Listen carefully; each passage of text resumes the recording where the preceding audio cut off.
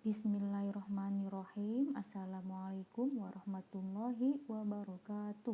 Bagaimana kabarnya hari ini anak-anak hebat kelas 4 Zubair? Mudah-mudahan kalian semua di rumah selalu dalam keadaan sehat dan terus semangat untuk belajar. Hari ini kita akan melanjutkan pelajaran tematik tema 7, Indahnya Keragaman Negeriku, subtema 2, Indahnya Keragaman Budaya Negeriku, muatan pelajaran ilmu pengetahuan alam. Menjelaskan gaya listrik dan kegunaannya dalam kehidupan sehari-hari. Gaya listrik adalah gaya yang ditimbulkan oleh benda bermuatan listrik. Listrik memiliki dua jenis muatan, yaitu muatan positif dan muatan negatif. Dua benda yang bermuatan listrik sejenis jika didekatkan akan tolak-menolak seperti gambar berikut. Positif dengan positif dan negatif dengan negatif itu akan tolak-menolak. Sedangkan dua benda yang bermuatan listrik tidak sejenis jika didekatkan akan tarik-menarik, yaitu positif jika didekatkan dengan negatif maka akan tarik-menarik. Yang pertama, kita akan membahas tentang listrik statis. Listrik statis adalah muatan listrik pada suatu benda yang tidak mengalir. Hal ini dikarenakan muatan negatif tidak bergerak dalam benda tersebut. Listrik statis akan hilang ketika kedua benda tersebut sudah memiliki muatan yang sama. Oleh karena itu, kemunculan listrik statis hanya terjadi sementara. Berikut ini beberapa contoh listrik statis dalam kehidupan sehari-hari. Yang pertama, potongan kertas yang tertarik penggaris ketika penggaris digosokkan ke rambut. Kedua, helai rambut tertarik balon setelah balon digosokkan ke kain.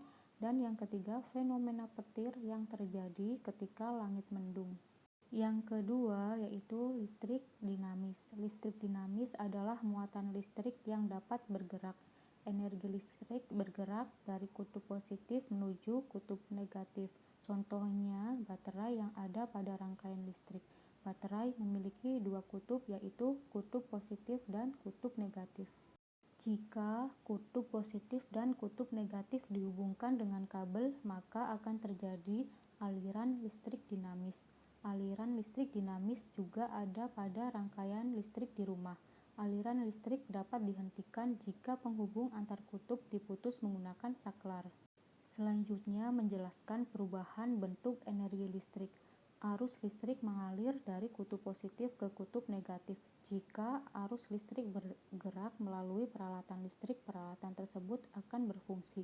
Energi listrik akan diubah menjadi energi lain sesuai dengan kegunaan peralatan listrik. Berikut ini beberapa perubahan energi listrik pada peralatan listrik. Yang pertama, energi listrik menjadi energi gerak, contohnya yaitu pada blender. Jika saklar pada blender dinyalakan, energi listrik yang masuk ke blender akan diubah menjadi energi gerak. Yang kedua, energi listrik menjadi energi bunyi, contohnya bel listrik. Jika kabel bel listrik dihubungkan ke sumber listrik, maka energi listrik akan masuk ke bel listrik dan diubah menjadi energi bunyi. Yang ketiga, energi listrik menjadi energi cahaya, contohnya yaitu lampu. Jika saklar lampu ditekan, maka energi listrik yang masuk ke lampu akan diubah menjadi energi cahaya. Yang keempat, energi listrik menjadi energi panas, contohnya pada pemanggang roti. Jika tombol pada pemanggang roti ditekan, energi listrik akan memanaskan elemen pemanas pada pemanggang roti. Yang kelima, energi listrik menjadi energi cahaya dan bunyi, contohnya yaitu televisi. Energi cahaya berupa gambar pada layar dan energi bunyi berupa suara yang keluar dari pengeras suara pada televisi. Selanjutnya kita akan belajar tema 7, subtema 3, Indahnya Persatuan dan Kesatuan Negeriku, muatan pelajaran ilmu pengetahuan alam. Menjelaskan gaya magnet dan gaya gravitasi. Yang pertama, gaya magnet. Gaya magnet adalah gaya tarik atau gaya tolak yang ditimbulkan oleh sebuah magnet terhadap suatu benda. Benda yang dapat ditarik dengan kuat oleh magnet disebut benda ferromagnetik, misalnya besi, baja, dan nikel. Sedangkan benda yang dapat ditarik oleh magnet dengan lemah disebut benda paramagnetik, misalnya aluminium, kaca, dan kayu. Sifat-sifat magnet antara lain sebagai berikut. Yang pertama, magnet memiliki gaya tarik. Semakin dekat jarak benda dengan magnet, maka akan semakin kuat daya tariknya. Yang kedua, gaya tarik magnet dapat menembus benda-benda tertentu. Benda-benda seperti kertas, kain, dan plastik yang tipis dapat ditembus oleh magnet. Yang ketiga, magnet mempunyai dua kutub, yaitu kutub utara dan kutub selatan. Gaya tarik magnet paling kuat terletak di ujung kedua kutubnya. Daerah di sekitar magnet yang masih dipengaruhi oleh gaya tarik magnet disebut medan magnet. Berdasarkan asalnya, magnet dibedakan menjadi dua macam, yaitu magnet alam dan magnet buatan. Magnet alam adalah magnet yang sudah tersedia di alam, contohnya batuan yang dapat menarik besi. Sedangkan magnet buatan adalah magnet yang sengaja dibuat manusia, contohnya magnet batang, jarum, tabung, atau silinder huruf U, dan ladam. Berikut adalah bentuk-bentuk magnet buatan, yaitu yang pertama magnet batang, magnet jarum, magnet ladam, magnet silinder, dan magnet U. Selanjutnya yaitu gaya gravitasi. Gaya yang menarik benda selalu menuju ke bawah disebut gaya gravitasi. Gaya gravitasi terdapat pada semua benda. Semakin berat benda, semakin besar gaya gravitasinya. Gaya gravitasi bumi adalah gaya yang ditimbulkan oleh tarikan bumi. Bumi termasuk benda yang sangat besar, sehingga gaya gravitasi bumi juga besar. Gaya gravitasi bumi menyebabkan benda-benda yang ada di bumi tidak melayang di udara. Salah satu contoh gaya gravitasi bumi adalah jatuhnya buah dari pohon dengan sendirinya.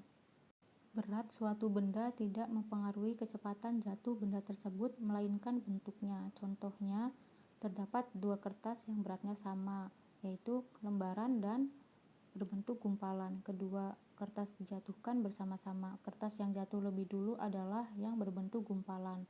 Hal ini karena luas permukaan gumpalan kertas lebih kecil dibandingkan kertas lembaran, sehingga gesekan udara terhadap gumpalan kertas lebih kecil dibandingkan yang terjadi pada kertas lembaran.